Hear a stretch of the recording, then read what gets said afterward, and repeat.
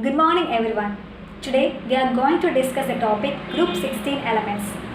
In this section, we mainly focus on the occurrence, electronic configuration, atomic and ionic radii, ionization enthalpy, electronegativity, physical and chemical properties of group 16 elements. So let's begin. The elements constituting group 16 of the periodic table are oxygen, sulfur, selenium, tellurium and polonium. These elements belong to the oxygen family and are commonly referred to as chalcogens or ore-forming elements. Why they are known as ore-forming elements?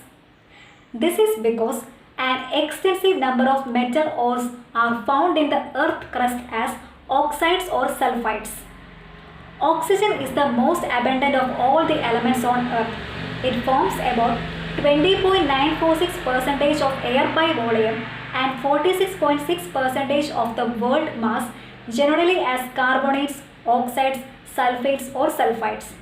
However, the abundance of sulfur is only about 0.03 to 0.1%. Combined sulfur exists primarily as sulfates such as gypsum, which is calcium sulfate, or Epsom salt, which is magnesium sulfates, and sulfides, which is zinc blende and galena. Say organic molecules also contain sulfur. Selenium and tellurium are found in the form of metal selenides or metal tellurides. Polonium occurs in nature as a decay product of both thorium and uranium minerals. Now let's look at the electronic configuration. We all know that there are 6 electrons in the valence shell of group 16 elements. So the general electronic configuration of group 16 elements is Ns2np4. Now look at the atomic and ionic radii. When we move down a group, as the number of shells increases, the atomic and ionic radii gradually increases. Now look at the ionization enthalpy. When we move down a group, as the number of shells increases, the atomic radii increases, so the ionization enthalpy decreases down the group. However, it is found that group 16 elements have lower ionization enthalpy as compared to group 15 elements. Why? This is because group 15 elements have an extra stable half-filled electronic configuration. We all know that half-filled or fully filled electronic configurations are highly stable. Since they have a half-filled electronic configuration, they have higher ionization enthalpy value as compared to group 16 elements. Now let's look at the electronegativity.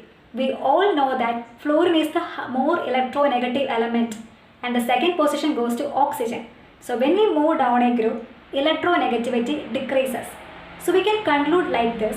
When we move down a group, as the number of shells increases, the atomic radii increases, the ionization enthalpy decreases and electronegativity decreases down the group.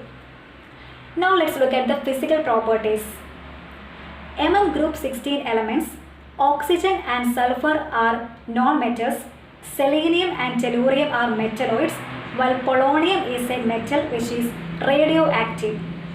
So when we move down a group, as the size increases, the metallic character also increases.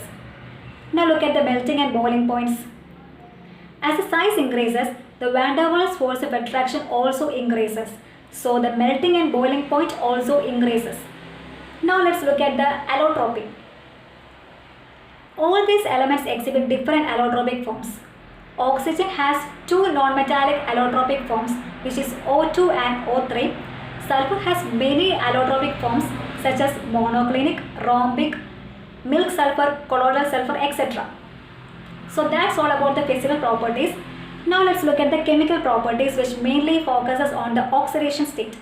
The general oxidation state shown by group 16 elements are -2, +4 and +6. -2 oxidation state is usually shown by oxygen due to its small size and high electronegativity. However, oxygen also shows +2 oxidation state when it combines with fluorine to form OF2. Other elements exhibit +4 and +6 oxidation state. Sulfur, selenium and tellurium exhibit +4 oxidation state when it combines with oxygen and +6 oxidation state when they combine with fluorine. The stability of +6 oxidation state decreases down a group, whereas the stability of +4 oxidation state increases down a group due to inert pair effect. So that's all about chemical properties. So here I am concluding. Thank you. Have a nice day.